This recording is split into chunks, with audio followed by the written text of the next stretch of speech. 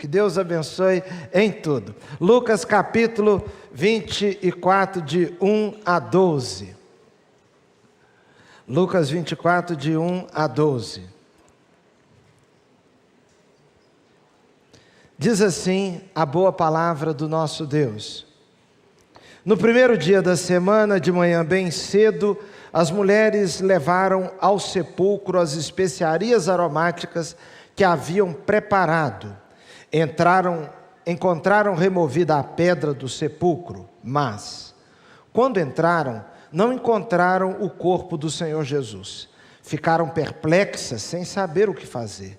De repente, 2 homens com roupas que brilhavam como a luz do sol colocaram-se ao lado delas. Amedrontadas, as mulheres baixaram o rosto para o chão, e os homens lhes disseram: por que vocês estão procurando entre os mortos aquele que vive? Ele não está aqui, ressuscitou. Lembrem-se do que ele disse, quando ainda estavam com vocês na Galileia: é necessário que o Filho do Homem seja entregue nas mãos dos homens pecadores, seja crucificado e ressuscite ao terceiro dia. Então se lembraram das palavras de Jesus. Quando voltaram do sepulcro, elas contaram todas estas coisas aos 11 e a todos os outros. As que contaram estas coisas aos apóstolos foram Maria Madalena, Joana e Maria, mãe de Tiago, e as outras que estavam com elas. Mas eles não acreditaram nas mulheres. As palavras delas lhes pareciam loucura. Pedro, todavia, levantou-se e correu ao sepulcro. Abaixando-se, viu as faixas de linho e mais nada. Afastou-se e voltou admirado com o que acontecera. Que Deus abençoe sua santa palavra aos nossos corações. Amém? Meus irmãos, nós estamos diante do fato mais marcante, junto com a crucificação. E a história narrada agora foi da seguinte maneira: as mulheres foram ao sepulcro no domingo de manhã. O domingo de manhã, o primeiro dia da semana. Jesus havia sido crucificado na sexta-feira. Elas foram até o sepulcro com especiarias aromáticas. Era muito comum, e isso revela o cuidado que elas tinham na mente delas com o corpo de Jesus. Porque essas mulheres foram de fato mulheres especiais. Elas são citadas aqui por nome, pelos nomes, algumas, mas outras não foram mencionadas diretamente pelos nomes.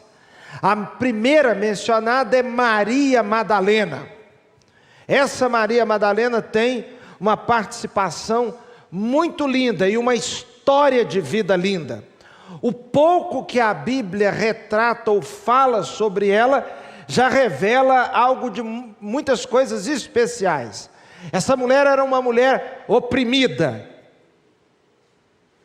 Não apenas oprimida, mas era possuída.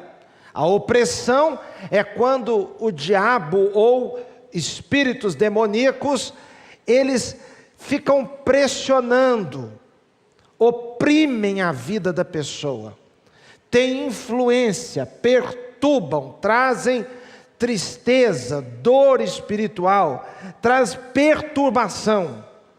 Mas a possessão é quando os demônios possuem mesmo o corpo a ponto da pessoa ficar fora de si em algumas ocasiões. O caso de Maria Madalena era a possessão, e não há possessão sem opressão também. Mas essa mulher era possuída por 7 demônios. Jesus libertou Maria Madalena, porque o sangue de Jesus tem poder, Jesus Cristo tem poder. Então ele libertou Maria Madalena. Outra mulher mencionada foi Joana. Joana era mulher de Cusa, o administrador da casa de Herodes. Portanto, Joana era casada com um homem de muita responsabilidade dentro do império. Ele estava cuidando da casa de Herodes. Herodes era a grande autoridade. Essa Joana era uma mulher de posição social elevada. Mas há também, entre as três citadas aqui, Maria, mãe de Tiago. Essa Maria é também chamada de Maria de Clopas. Clopas também Alfeu, porque era o pai de Tiago, e Maria era mãe de Tiago, um dos apóstolos, também chamado de Tiago Menor.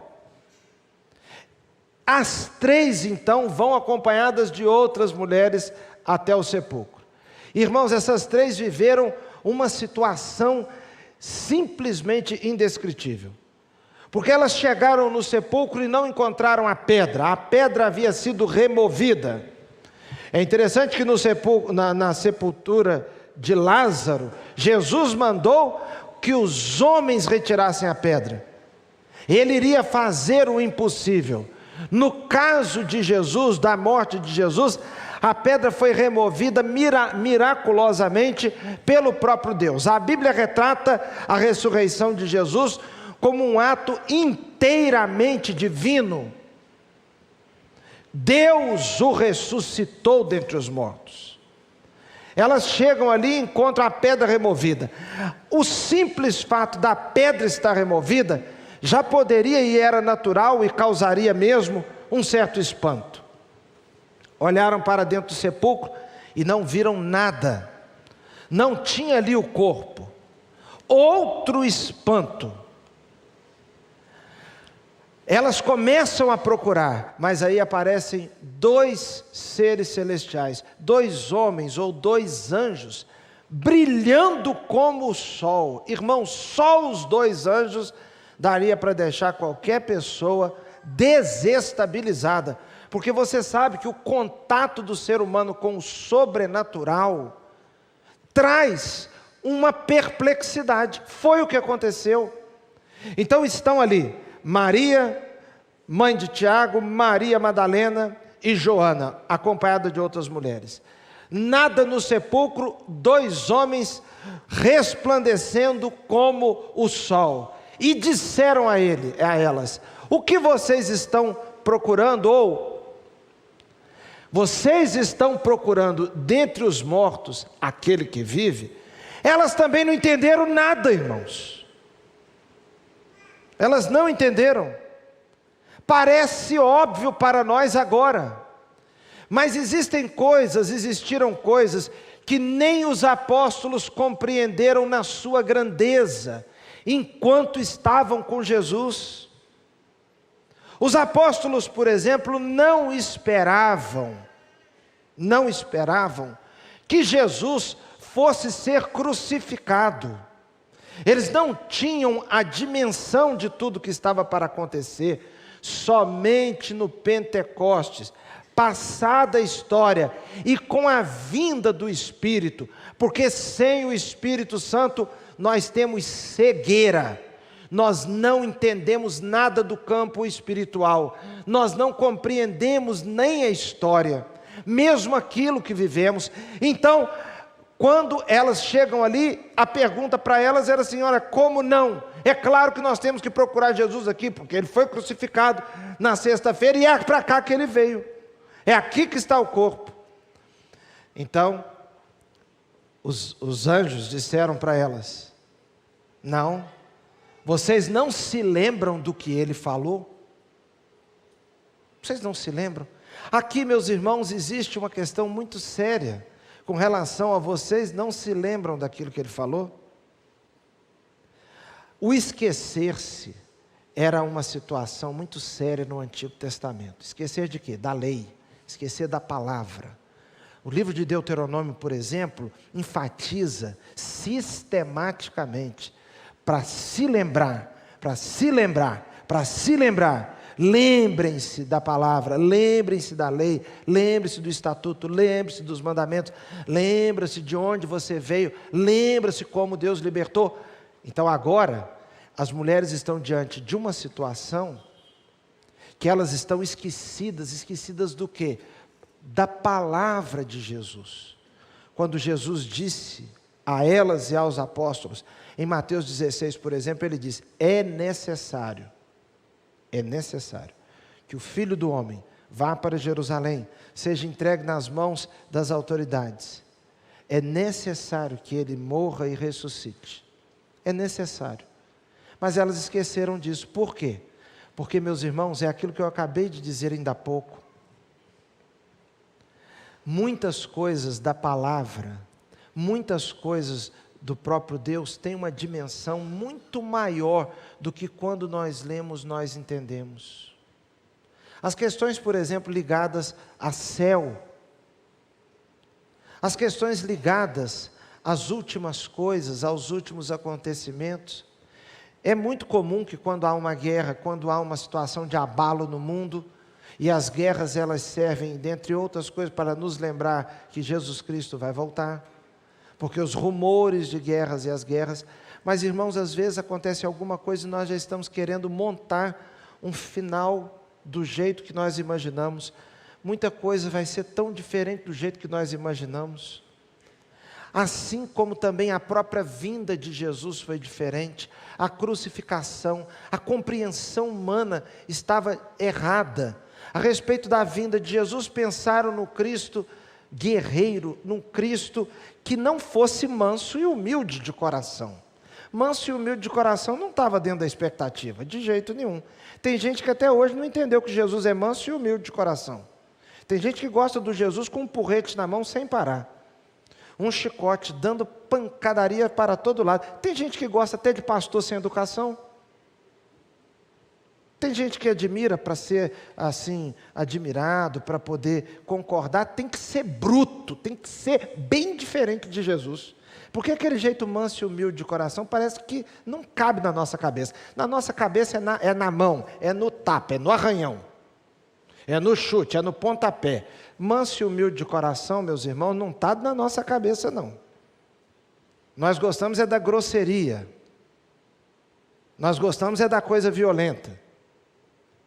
Assim como a vinda de Jesus, eles tinham uma outra expectativa para a morte também.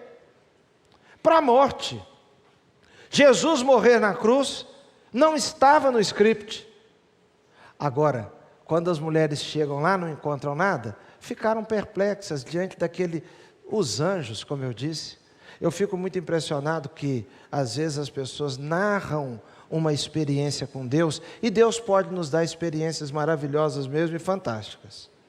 Deus pode falar através de sonho. A maioria dos sonhos é porque a gente encheu demais a barriga e foi dormir. Tem que entender, porque senão não pode nem sonhar que já está achando uma coisa. É muito comum, muito constante, as pessoas me procurarem perguntando o que significa o sonho que elas teve. Eu digo, eu não sei. Se você que teve não sabe, como é que eu que não tive vou saber? É uma coisa que a gente tem que jogar na real, não é verdade? Não, sonhei que o pastor William estava correndo na praça. O que isso significa? Não significa nada, só é que eu sonhei com ele. Véio. E podia ser estar correndo na praça, podia estar na Torre Eiffel também, porque o sonho não é assim.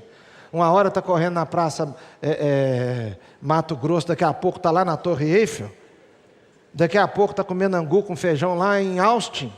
É assim, é sonho. É viajação na maionese mesmo. E aí tem as teorias que o sonho é uma coisa, que o sonho é uma outra coisa. A gente tem que entender que o sonho é o sonho. É o sonho. Agora, Deus pode falar através de sonho? Pode. Agora, se Ele falar, a própria pessoa não vai entender? Se Deus quiser falar comigo alguma coisa através de sonho, Ele fala. Agora, quando eu acordar, eu tenho que falar, o Senhor falou comigo. É uma coisa clara. Ou Deus vai falar numa confusão tão grande que eu já não sei mais se foi resultado do angu com farofa ou se foi Deus que falou comigo. Não, o muito cansaço do dia, as muitas tarefas do dia, diz Eclesiastes, provocam os sonhos da noite. Mas Deus pode falar através de um sonho. Fala mesmo.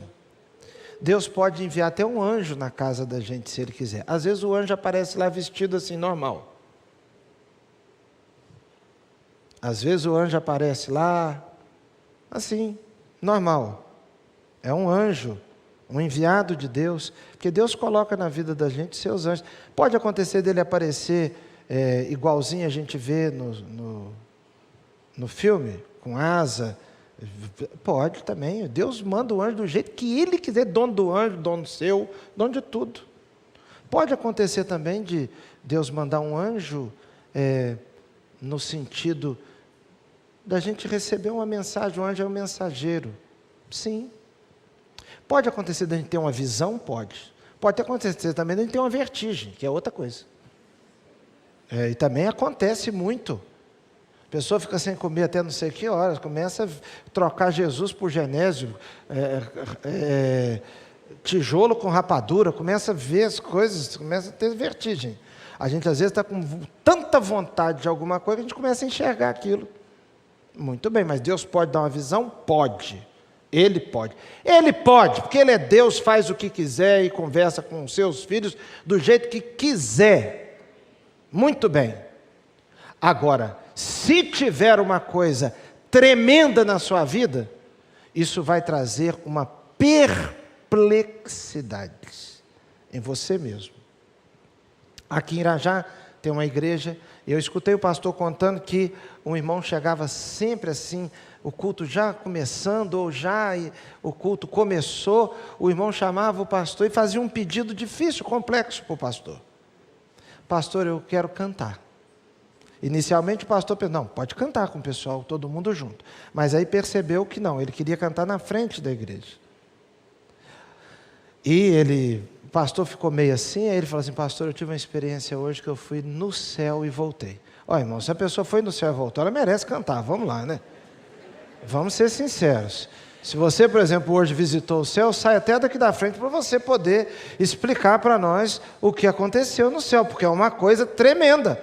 Agora, a pessoa que vai no céu, irmão, ela não volta com cara lavada, não. Ela não volta com aquele, fui no céu, não. Irmãos, eu acho que a gente passa assim uns 6 meses com as pernas tremendo.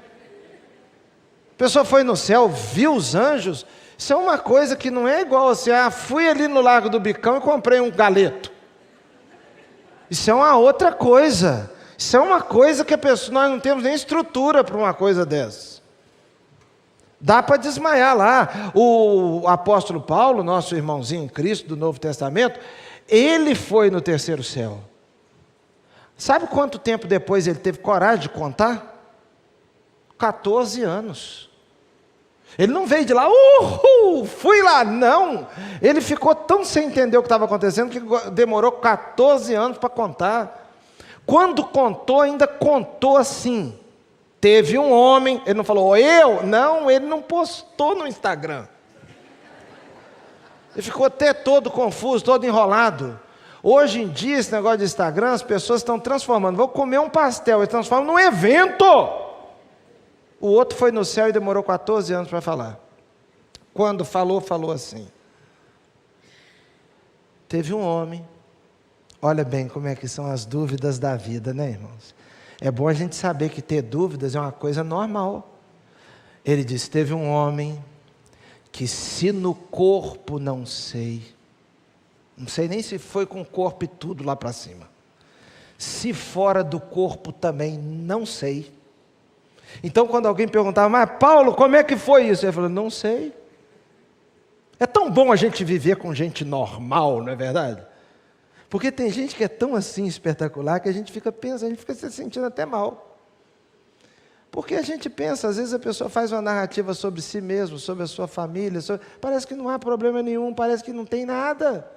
Você pensa, meu Deus do céu, mas eu sou tão desfavorecido. Parece que a minha própria família, todo mundo mais doido do mundo foi parar justamente lá. Que gente desorientada, que tudo aqui em casa é no sacrifício. Aqui para aprender uma tabuada é uma luta tremenda. Nas casas dos outros, os outros já estão sabendo a física, a astrofísica, não sei o que lá. Todo mundo sabe tudo. Todo mundo conversa inglês sem nunca ter escutado inglês. Não tem uma turma que aprendeu inglês dormindo? Ligou lá e amanheceu falando. Aí você fala, gente, aqui em casa o pessoal está falando menos laranja até hoje. É uma coisa tremenda. Nós voltou, e assim fica aquele sentimento. Agora as mulheres ficaram ali perplexas, por quê? Porque é perplexidade mesmo, medo de quê? De tudo. Um dos medos era de que elas fossem acusadas de terem roubado o corpo de Jesus. Acusação. Irmãos, o aperto que os apóstolos passaram não foi brincadeira. Os seguidores de Jesus, da crucificação, da hora que Jesus é pego, até depois Jesus aparecer, estava todo mundo com medo. Porque às vezes nós passamos fases de medo. Aquelas mulheres, irmãos, vivem aquela experiência. Agora, quem eram elas no reino? No reino. Libertas, curadas. O texto de Lucas, no capítulo 8, dá conta que aquelas mulheres foram curadas de doenças e libertas de espíritos malignos. Mas uma outra coisa que dá testemunho o texto sobre elas, é que aquelas mulheres, elas sustentaram Jesus e os apóstolos com os seus bens. Os apóstolos iam para todo lado, todo mundo abandonou tudo para seguir a Jesus. Elas colaboraram com os seus bens. E alguém pode dizer, mas por que essas mulheres fizeram isso? É gratidão e generosidade. Porque uma pessoa verdadeiramente liberta tem um espírito de gratidão e generosidade. Uma pessoa que foi curada realmente, ela tem espírito de gratidão e de generosidade. Uma pessoa que foi liberta do demônio, ela não é mais mesquinha. E existe um sentimento de gratidão e de doação. Então aquelas mulheres não viveram apenas esse momento que foi reservado pela história, por Deus, a elas, um momento especialíssimo, mas elas viveram muitas coisas, irmãos, muitas coisas. E aí o texto vai nos dizer, além do fato de nos chamar a atenção a presença dessas mulheres, e o que as levou ao medo, elas estavam amedrontadas porque se esqueceram do que Jesus havia dito. E o que Jesus havia dito, nós entramos então na teologia da ressurreição e da crucificação. No verso 6 e 7, ele não está aqui, ressuscitou, lembrem-se do que ele disse. Então ele disse, quando ainda estavam com vocês na Galileia, lá em Mateus 16, por exemplo, ele disse, foi quando ele disse isso aqui que o Pedro deu aquela escorregada. Olha, quando ele disse assim, é necessário que o Filho do Homem seja entregue nas mãos de homens pecadores, seja crucificado e ressuscite ao terceiro dia. Foi quando Jesus disse isso aqui, que os anjos estão lembrando agora para elas, foi nesse dia que o Pedro disse assim, de jeito nenhum, o Senhor não vai ser crucificado, nada disso não. Foi nesse dia aqui que Jesus virou para Pedro e disse lá atrás, lá na Galileia, para trás de mim, Satanás. Porque você sabe que qualquer pessoa pode ser usada pelo diabo. Até o Pedro que está aqui agora, que vai lá no sepulcro daqui a pouco. Até o apóstolo Pedro. Às vezes eu fico vendo a pessoa dizendo, não, mas quem me falou foi o pastor que me falou. Tudo bem, pastor também pode falar besteira. Não, porque o psicólogo disse, o psicólogo também fica enganado, meu filho. O psicólogo tem hora que não sabe nada que está acontecendo, ele fica assim, ó, tateando no escuro. Ele está tentando entender essa sua cabecinha que é um mistério. Você acha que é fácil? Sua família que está com você desde pequeno, que está te criando, que está vivendo, que está viajando. Agora o psicólogo encontra com você uma vez na semana, 1 hora. Você acha que ele te conheceu profundamente? Nada, até porque é você que está contando as coisas. É você que está lá contando. E a versão dos outros? Cadê? Então, o psicólogo fica ali. Ó, ele pode captar muita coisa? Pode. Pode viajar na maionese também com muita coisa? Pode. O pastor também, para os psicólogos não ficarem ofendidos. Pastor, o padre, todo mundo. Porque entender o ser humano é uma dificuldade para qualquer um. Para qualquer um. Entender o ser humano. Tem horas que você não se entende. Você sabe que às vezes a pessoa mais confusa com relação a você é você mesmo, né? A pessoa às vezes mais confusa. Então, aquele momento, quando Pedro falou daquele jeito, Pedro estava falando demais. Mas agora, voltando para cá, vamos entender aqui. É necessário que o Filho do Homem seja entregue. É necessário. É necessário. Necessário. Por quê? Porque Deus quis assim. Deus quis assim. Deus é Deus. Ele não pode falar através de sonho, de visão, de revelação, seja do que for. Apesar dos faniquitos humanos com essas coisas, pode. Ele decidiu no plano da salvação traçado pelo Salvador. Porque quem decide assunto de salvação é o Salvador. Não sou eu. Por mim, por você, nós pensamos assim, eu nasci bom, eu sou legal, nunca fiz isso, nunca fiz aquilo, a gente lista tudo que a gente não fez e deixa de fora tudo que fez. Você já notou como é que a gente, quando a gente quer se passar de bom, tudo que a gente não fez. Aí você pensa, eu nunca assaltei um banco. Nem eu. Às vezes você não assaltou, não é porque é melhor do que o assaltante, é porque tem mais medo que ele. Porque se puder, teve um que falou comigo assim, pastor, eu estou tão feliz. Eu perguntei, por quê? Ele disse, rapaz, eu tinha uma dívida lá no banco tal, não vou nem falar o nome do banco, daqui a pouco o banco está me procurando para poder testemunhar. Eu tinha uma dívida no banco tal, não sei o que aconteceu, eu acho que deu uma pane lá no negócio, minha dívida sumiu. Aí eu falei, para isso aí não tem que ter coragem de empunhar a arma, para isso aí é só ficar quieto. Roubou o banco. Roubou sem fazer força. E o outro que foi lá com arma? Esse tinha coragem, o outro, tá tudo bem aqui. Roubou na segurança.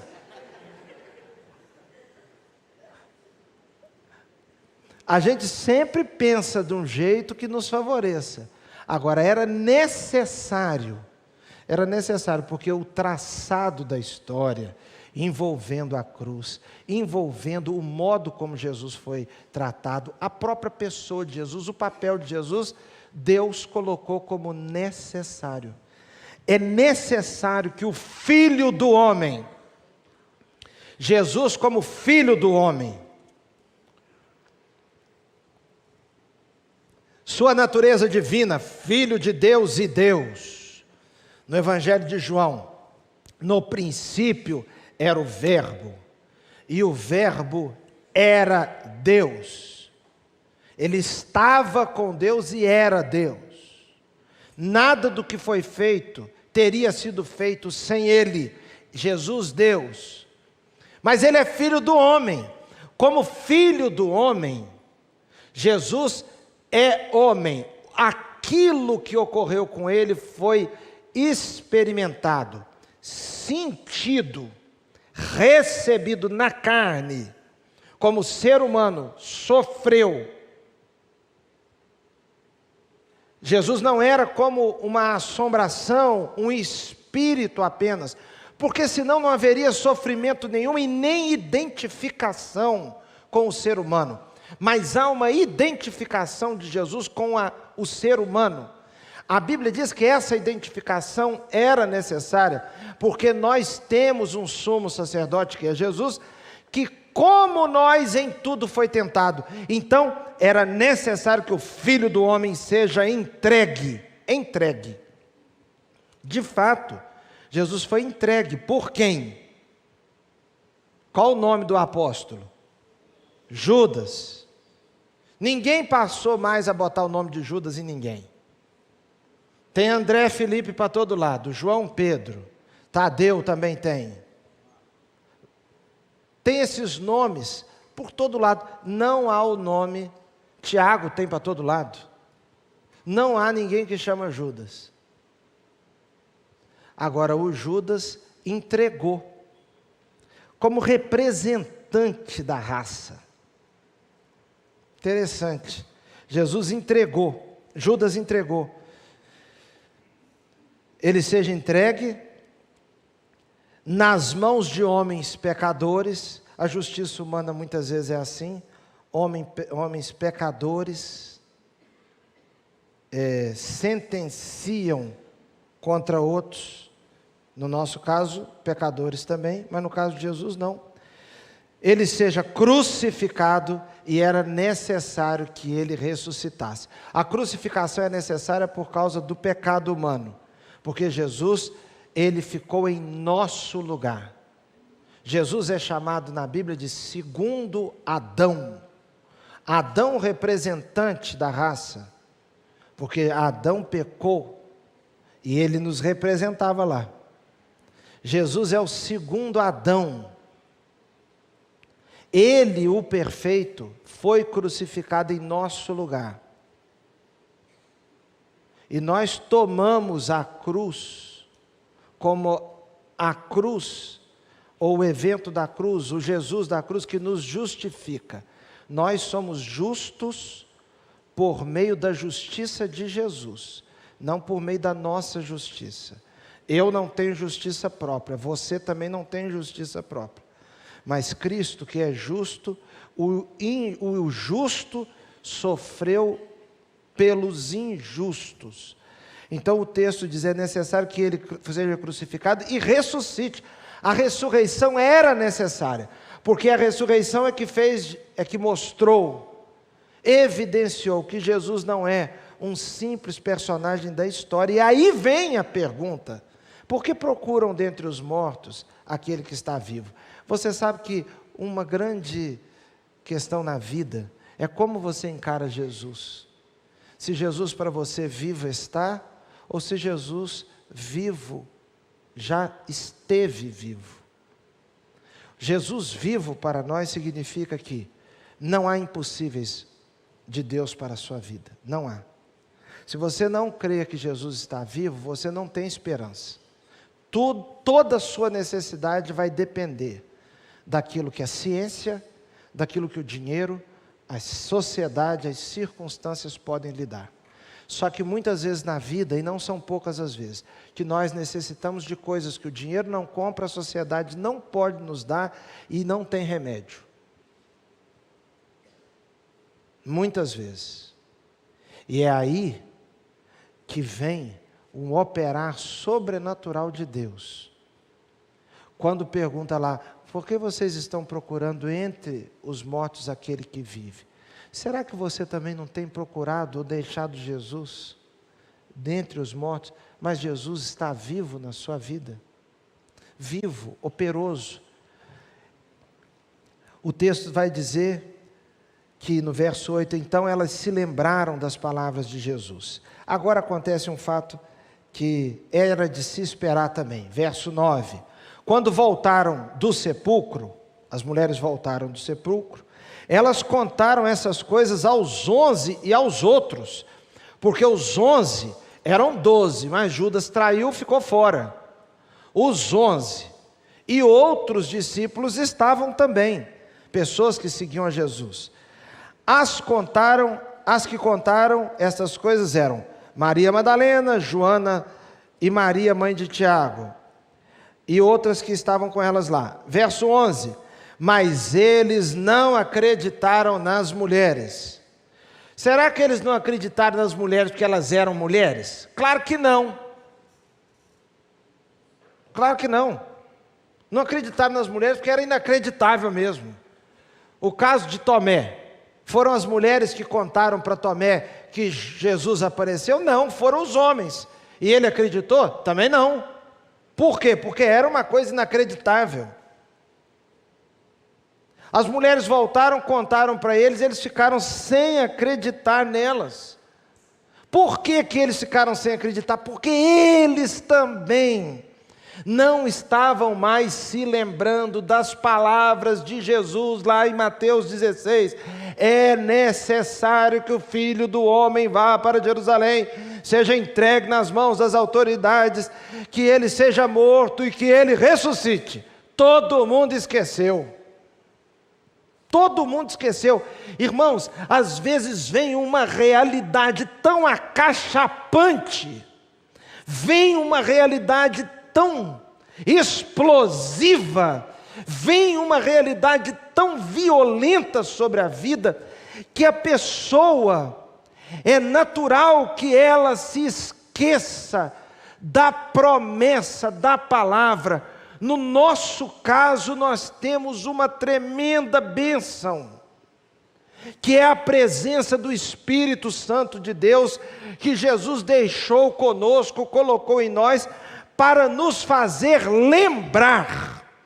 O Espírito Santo tem ministério de fazer lembrar. Então eles ainda não estavam com o Espírito Santo como passaram a estar depois do Pentecostes. No Pentecostes, o Espírito Santo vem para habitar. O Espírito Santo vem para morar. Nós somos habitação do Espírito. O Espírito Santo vem como conselheiro, como guia, como ajudador, como intercessor. Então era natural que eles se esquecessem. Na sua vida e na minha vida, o Espírito Santo age em nós, fazendo-nos lembrar da palavra de Deus. E aí, eles se esqueceram, ninguém acreditou. E eu estava lembrando aqui hoje mais cedo que eu participei do debate da 93 essa semana, e na hora do debate foi citado lá o caso da dúvida de Tomé. E aí eu peguei e comecei a falar assim, o JR percebeu o que eu ia dizer, ele fez assim para mim e disse assim baixinho, e Tomé duvidou de quem, né?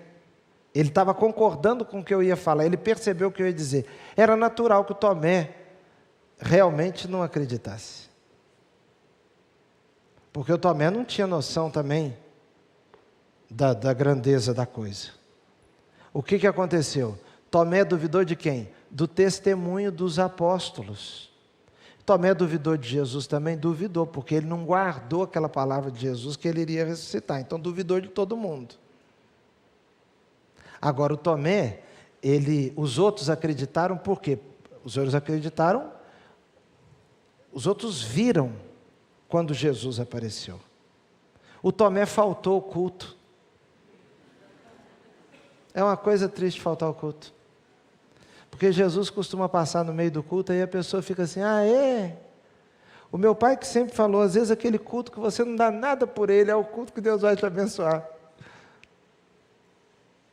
Então Tomé faltou o culto, aí ficou ficou assim, boiando.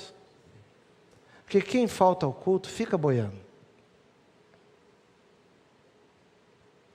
Agora aqui, estava todo mundo boiando, porque eles não viram os anjos, mas eles não acreditaram nas mulheres. As palavras delas pareciam o quê, irmãos? Eu queria que os irmãos mesmo falassem. As palavras pareciam o quê? Loucura. É isso aí mesmo. Foi muito bem colocado aqui. As palavras pareciam loucura, porque é assim. A palavra da cruz é deveras loucura para os que perecem, mas para nós que somos salvos, poder de Deus. A palavra da cruz é loucura, porque sempre a fé vai ser interpretada como loucura. Acreditar no impossível é uma loucura. Pedro então, verso 12, Pedro, todavia, levantou-se e correu para o sepulcro. Aqui no Evangelho de Lucas não fala, mas quem correu com ele foi João. O João correu com ele. E o João, era só uma coisa curiosa, o João era mais novo. O João era o apóstolo mais novo. E tudo indica que foi o último a morrer. O João era mais novo. E diz o texto nos outros evangelhos, que eles saíram correndo e o João chegou na frente, que era mais novo. O Pedro já estava mais ou menos assim, tipo alguns aqui que estão meio avariados aí esses dias. O João não, o João estava igual eu assim. Então na corrida ele estava todo atlético, ele chegou na frente. O Pedro foi para lá, quando chegou lá, encontrou só as faixas de linho e nada mais. Irmãos, vamos lembrar de uma coisa, quando entre a fé e a razão, nós tivemos algum conflito, vamos lembrar que a loucura de crer em Cristo é sabedoria para Deus. Você não vai explicar tudo da sua vida, você não consegue explicar nem como é que quando você chupa laranja, o seu organismo absorve vitamina C e joga outras coisas para lá e tira para cá. Você não consegue, nós não conseguimos nem entender como é que a gente absorve proteína que precisa e joga fora o que não precisa, qual o governo que a gente tem sobre isso. Isso tudo acontece. Nós não conseguimos explicar nada disso. Agora note bem uma coisa. As coisas de Deus, muitas vezes são inexplicáveis, mas elas estão ali. E Ele não está entre os mortos. Por isso nós podemos orar, por isso nós podemos adorá-lo, por isso nós podemos viver com Ele, porque Ele vivo está. E porque Ele vive, posso crer no amanhã. Vamos ficar em pé?